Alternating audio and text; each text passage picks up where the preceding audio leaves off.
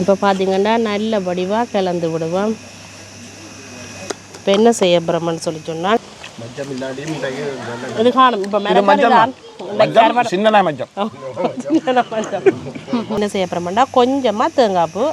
வணக்கம் உறவுகளே, இன்றைக்கு பார்த்தீங்கன்னா இன்றைக்கும் ஒரு அருமையான ஒரு சமையல் காணொலி ஒன்று தான். இன்றைக்கு வந்து என்ன சமைக்க போகிறோம் நாங்கள்? இன்றைக்கு வந்து என்ன செய்ய போகிறோம்னா கத்தரிக்காய் சம்பல் செய்ய போகிறோம். அதோட வந்து மாசிக்காய் வாடம் சேர்த்து தான் செய்ய போகிறோம். கத்தரிக்காய் சம்பல் வந்து ஒவ்வொரு விதமாக செய்து கொள்ளலாம். என்ன சுட்டு செய்து கொள்ளலாம், சுட்டு கூட நாங்கள் செய்திருக்கிறோம். இன்றைக்கு வந்து கொஞ்சம் வித்தியாசமான முறையில் அவிஜி தான் செய்ய போகிறோம். இது வந்து எல்லாத்தோடையும் சாப்பிட்டுக்கொள்ளலாம். தனியாக வந்து இப்போ சோறோட மட்டும்தான் சாப்பிடலாம், இல்லை பானோட புட்டோட எல்லாத்தோடையும் சேர்த்து சாப்பிட்டுக்கொள்ளலாம். ஏன்னா அதுக்கு மாசியும் சேர்க்கிறபடியாக இன்னுமே நல்லா இருக்கும்.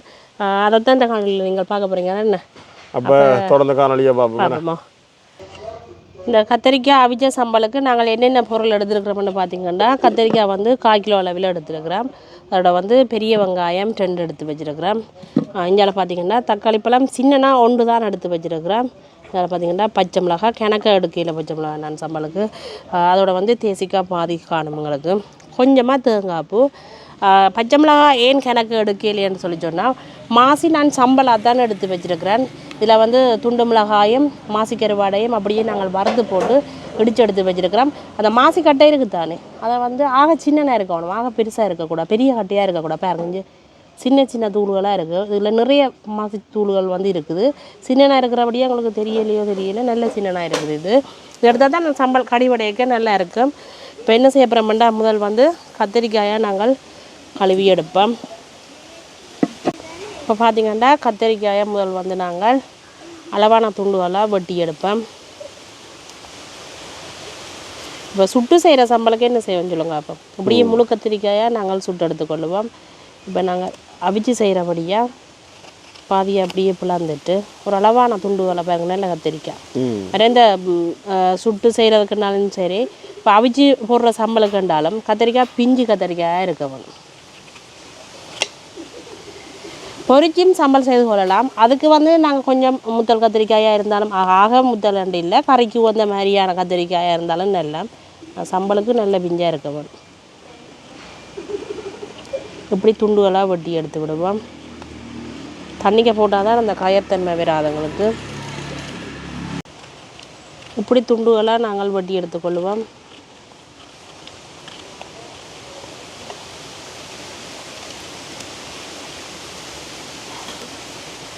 கத்திரிக்காய் இன்றைக்கு என்ன விலை போகுது?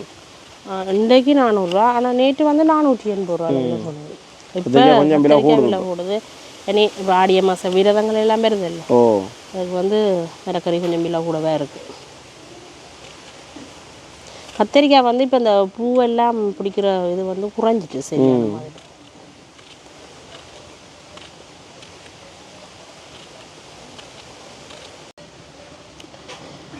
இப்போ பார்த்திங்கன்னா அளவான துண்டுகளாக வெட்டி எடுத்துட்டேன்.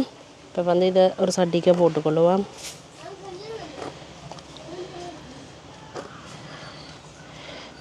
இந்த கத்திரிக்காய் அவிகிறதுக்கு அளவாக நாங்கள் என்ன செய்ய போகிறோம்னா தண்ணி விட்டுக்கொள்ளுவோம்.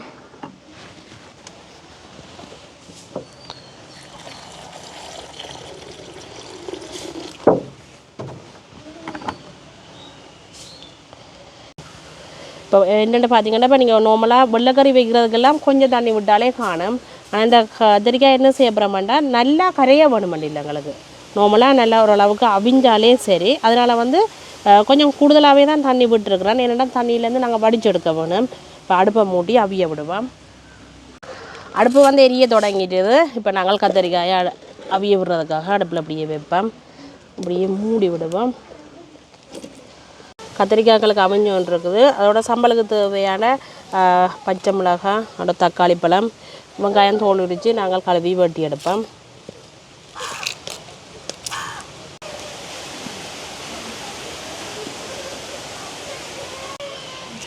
சம்பளுக்கு கண்டபடியாக பச்சை மிளகாய் வெங்காயம் எல்லாத்தையும் வந்து நல்ல மெல்லிசாக அப்படி சின்ன சின்ன அரிய போகிறோம்.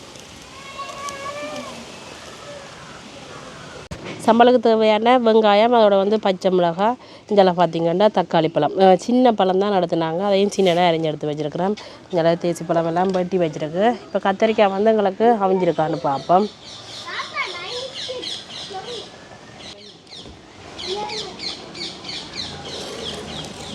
கத்திரிக்காய் பார்த்தீங்கன்னா எங்களுக்கு அவிஞ்சிட்டு பார்த்தீங்களா, இனி விட்டால் கரைஞ்சிடும்.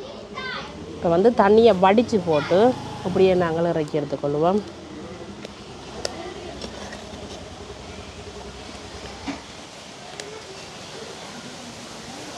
சம்பல் தானே, அதனால் வந்து தண்ணி இருக்கக்கூடாது.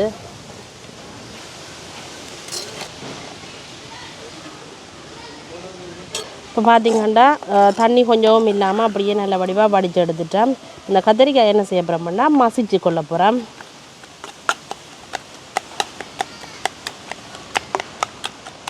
பார்த்தீங்களா, அவிஞ்சபடியாக அப்படி மசிஞ்சு கொண்டு வருதுண்டு.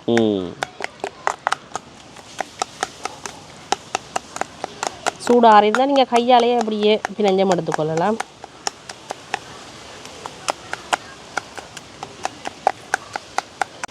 இப்போ சுட்டு செய்ய வந்து அது ஒரு விதமான சுவையாக இருக்கும். அந்த சம்பல் வந்து அந்த கத்திரிக்காய் வந்து அந்த கனலில் வந்து சுடைக்க அது ஒரு விதமான ஒரு வாசமாக கூட இருக்கும். அந்த சம்பல் வந்து இது ஒரு விதமான டேஸ்ட்டாக இருக்கும். இந்த சம்பல் வந்து மற்ற இது செய்கிற பெரிய வேலையும் இல்லை.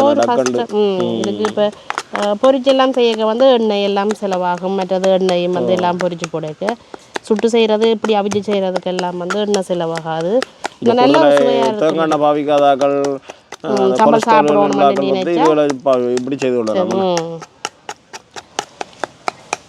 கத்திரிக்காய் அவிறதுக்கு சில நேரமும் செல்லாம். இந்த பிஞ்சு கத்திரிக்காயை எடுத்தால் தான் நல்லது சம்பலுக்கு.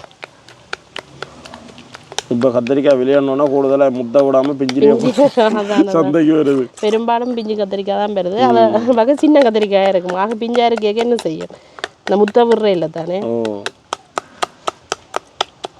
ஆனால் சுட்டு செய்ய என்ன செய்வோம், அந்த மேல் தோல் வந்து அப்படியே நாங்கள் உரிச்சு எடுப்போம்.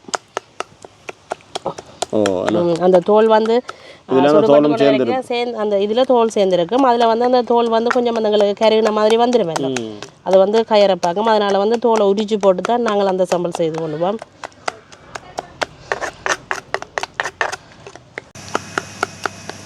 பார்த்திங்கன்னா நல்லாவே நாங்கள் மசிச்சு எடுத்துட்டோம். இப்போ என்ன செய்ய போகிறோம்னு சொல்லி சொன்னால் வட்டி வச்சிருக்கிற வெங்காயம்,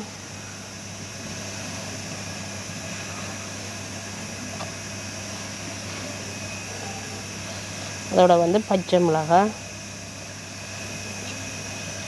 அதோட பார்த்திங்கன்னா தக்காளி பழம்,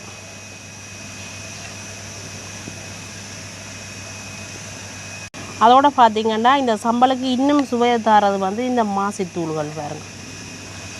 அதோட வந்து எங்களுக்கு அளவான உரைப்பாக கூட இருக்குது. மேலே இந்த துண்டு மிளகாயும் சேர்த்து தானே இருக்கிறோம். இப்போ வந்து உரைப்பும் வந்து எங்களுக்கு இருக்கும். நல்ல ஒரு சுவையாக இருக்கும். இதுக்குள்ள என்ன செய்ய போகிறோம்னா கொஞ்சமாக தேங்காய்ப்பு ஒரு தும்பும் இல்லாமல் வெள்ளையாக திருப்பி எடுத்து வச்சுருக்கிறோம்.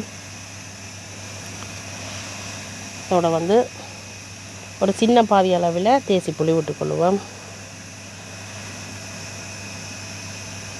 ஏன்னா தக்காளி பழம் நாங்கள் ஒன்று சேர்த்துருக்குறோம் தானே.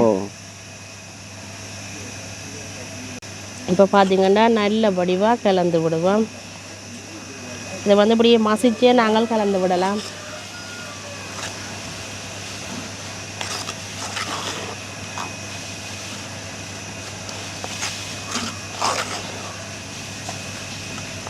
என்ன சின்ன கரண்டியாக வைக்கணுமே இதுக்கு.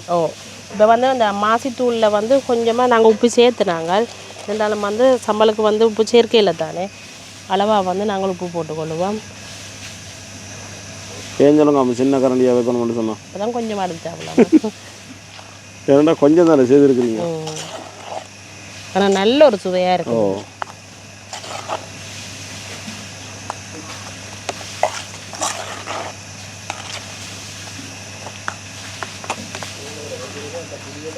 எப்படி இருக்கு பானும் சூப்பராக இருக்குமே இதுக்கு. அப்போ நாங்கள் இன்றைக்கு பான் ரொட்டியோட நல்லா இருக்கும். அப்படியே ரொட்டியோட எடுத்து சுட சுட நீங்கள் அப்படியே சாப்பிடுங்க. நல்ல ஒரு சுவையாக இருக்கும். உங்களுக்கு வந்து அவிச்ச கத்திரிக்காய் சம்பல் வந்து அப்படியே ரெடி ஆயிடுச்சு. அப்படி இருக்கு அந்த மாதிரி இருக்கு. அப்போ நாங்கள் சாப்பிடுவோமோ. இன்றைக்கு எங்களை விட்டு மதிய சாப்பாடு என்ன இது மதிய சாப்பாடு தான் அந்த சம்பல் சேர்த்து கொள்ள போகிறோம். நல்ல பச்சரிசி சோறு, அதோட வந்து முருங்கங்காய் குழம்பு, இதில் வந்து பைத்தங்காய் ஒரு பிரட்டல், லீக்ஸும் கேரட்டும் வந்து வெள்ளைக்கறி. அதோட பார்த்தீங்கன்னா இன்றைக்கு மாசிக்கருவாடு, அதோட வந்து அவிச்ச கத்திரிக்காய் சம்பல் எப்படி இருக்குன்னு வேறு. எனக்கு இது மட்டுமே காணும். எனக்கும் ஒரு பக்கமாக வெற்றி பொங்கல் இதைத்தான் சாப்பிடுவோம். அதுதான் பார்க்கவே ஒரு ஆசையாக இருக்குது. நான் சொட்டு நைஸாக எடுத்து சாப்பிட்டேன். சாப்பிட்டு பார்த்தேன். சாப்பிடுவோமே. இப்போ நாங்கள் சாப்பிடுவோமே, அதுக்காக தான் ஆவலாக இருக்கும். முதல் எல்லாருக்கும் சம்பளுக்கு தான் கை போகுது. அதுதான் நானும் சாப்பிடலாம். பழமையாக நான் அப்படி வைக்கிறேன், இன்றைக்கு சம்பளில் வச்சுட்டேன் கை. ஏதாவது மாசிகள் மற்ற கணக்கான விஷயங்கள் இருக்குது. மாசி உண்மையிலேயுமே நீங்கள் செய்து பாருங்க, கருவாடு போட்டதுலேருந்தே நல்ல வாசமாக இருக்குது. ஏன்னா இந்த சாதி சாதியில் கடி விடுது. கறி விடுது. அதுக்காக தான் இந்த சின்ன சின்ன நான் போட வேணும் இந்த சம்பளுக்கு. எல்லா சம்பல்லையும் வந்து அந்த சின்ன துண்டுகள் கடிவிடும். முருங்கைக்காயெல்லாம் அப்படியே நிற்க போகுது போல, அதோடய சாப்பிடலாம் போல.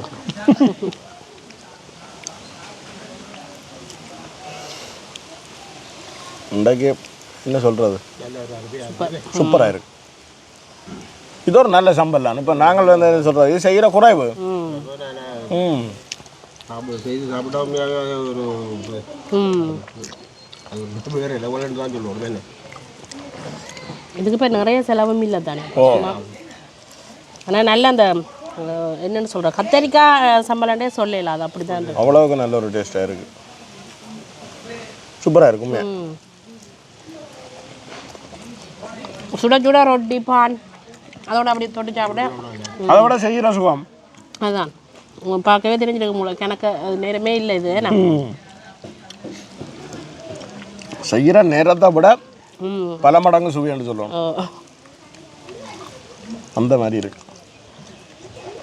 ஆனால் உண்மையிலுமே ஒரு கறியும் எடுக்கல, தனியாக சம்பளோடைய சாப்பிட முடியுமா இருக்கேன். நான் பார்த்து முருங்கை நல்ல விருப்பம். முருங்கை ஒரு பக்கமாக நிற்கிறாரு. பார்ப்போம் என்ன. அதை விட நீங்கள் வந்து உண்மையாக மறக்காமல் செய்து சாப்பிட்டு பார்த்து கமெண்ட்ஸ் பண்ணுங்க. அப்போ தான் உண்மையிலேயே உங்களுக்கு வந்து சுவைகள் தெரியும். நிறைய பேர் செய்து சாப்பிட்ருப்பீங்க, செய்து சாப்பிட்டாக்களும் கமெண்ட்ஸ் பண்ணுங்க, செய்து சாப்பிட்டு பார்த்தும் கமெண்ட்ஸ் பண்ணுங்க. மச்சம் இல்லாட்டியும் இது காணும். இப்போ மச்சம் சின்ன மச்சம்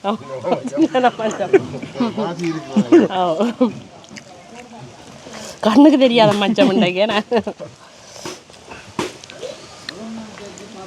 உண்மையிலேயே பார்த்தீங்களா நல்ல ஒரு சாப்பாடு, அருமையான ஒரு சாப்பாடு, அருமையான ஒரு சம்பல். பானுக்கு சூப்பராக இருக்கும். நல்லா இருக்கு.